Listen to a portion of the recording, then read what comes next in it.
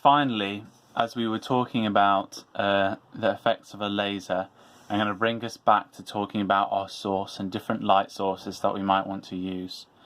What's the difference between using, say, a candle or an just kind of standard bulb versus a laser?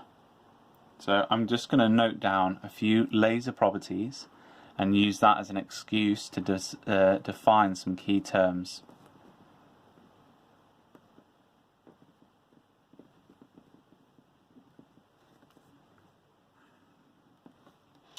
Okay, so first of all, a laser is going to be monochromatic.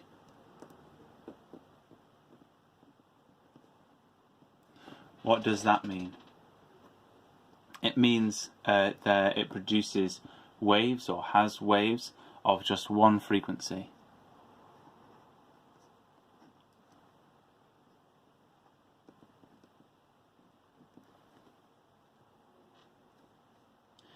It's going to be coherent. So this is a slightly different property to one wavelength, because you could have light which is only of one wavelength, but the photons are all being emitted at different times randomly, and so they would be incoherent because you wouldn't have this kind of constant phase difference.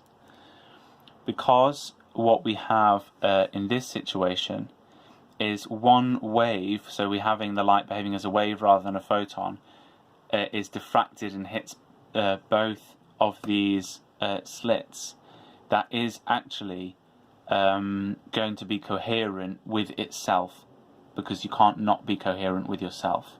And it doesn't matter what this is, because we're diffracting one wave and using the same wave itself at both slits. It's kind of magical. But lasers on their own, even without this whole thing going on, actually produce coherent light, and that's because of the way in which they produce the light. One wave stimulates another one to be produced, which is coherent to itself. So waves produced are in phase with each other.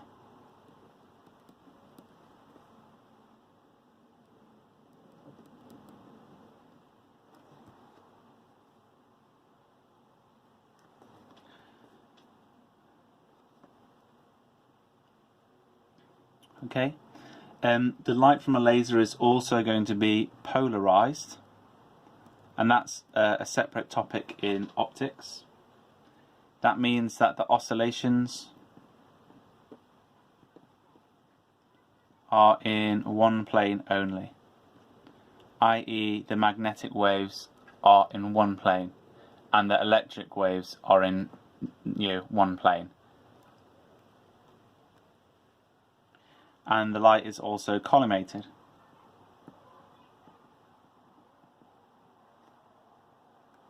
Which means that the light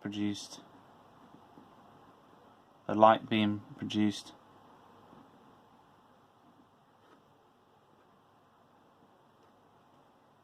is approximately parallel.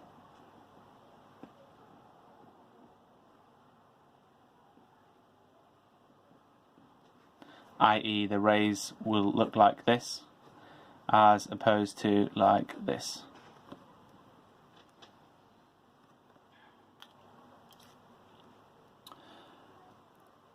That covers pretty much everything for Young's double slit interference.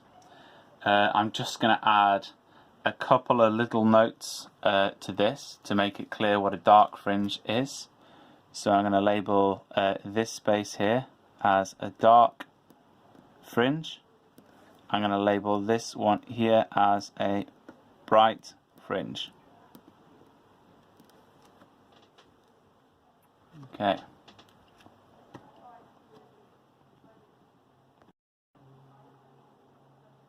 So, to recap, Young's double slit interference experiment demonstrates the wave nature of light. In order to conduct the experiment, you need to have a light source, a single slit, a double slit and a screen. Using a narrow single slit causes diffraction of the light incident here, and if it's narrow enough, then the diffraction angle will be large enough to illuminate both of these slits. This is good because we have one point source. The light that hits both of these slits will come from this one point source. It will have the same wavelength, and because it is one wave, the light that then gets emitted from these two is going to be coherent. That means that the waves that come from here are going to be in phase with each other, or rather have a constant phase difference.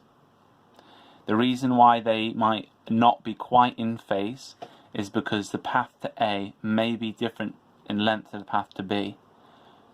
But if you don't move around the single slit and the double slit, then the path difference will be constant, and therefore the phase difference will be constant.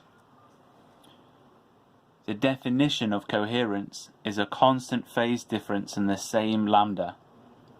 That's been achieved by having one point source. That's this single narrow slit. That means that these two sources, these two slits, are behaving as 2 point sources that are coherent with each other. They're emitting light that has a constant phase difference. That's important because without that you wouldn't have a consistent interference pattern. Interference would still happen, but it would be happening randomly and it would all average out to nothing. So, light is emitted from each of these slits in a range of directions. I've illustrated that with these dotted lines. For any particular point along the screen that it hits, there's going to be a length or a path that was taken by the ray from one of the slits, and a different path taken by the ray from the other slit. In the middle, those paths will be the same length, and that means that the path difference is going to be 0 lambda. That's going to be, there's no wavelengths in difference, there's just no difference in the path length, and therefore they will arrive in phase. The crests will overlap and the troughs will overlap. We get constructive interference, and therefore we get a bright fringe. That's the central fringe.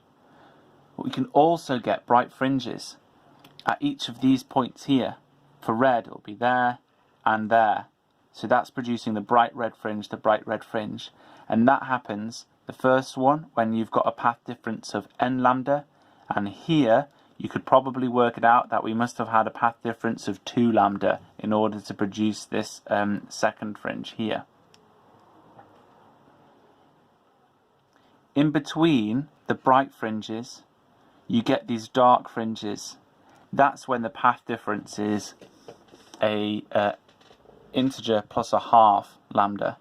So the path difference, remember, is this thing here. That will mean that the crests from one wave overlaps with the troughs from the other, and vice versa. And so we get destructive interference, and we get a dark fringe. The waves effectively cancelled each other out. That explains why in this region of overlap you get this pattern of bright fringes and dark fringes. We discussed what happens when you change the wavelength of the light from red to blue, and what happens if you use white light, and what happens if you use a laser instead of a normal ray box. Next, we'll talk about how you might use this to make measurements.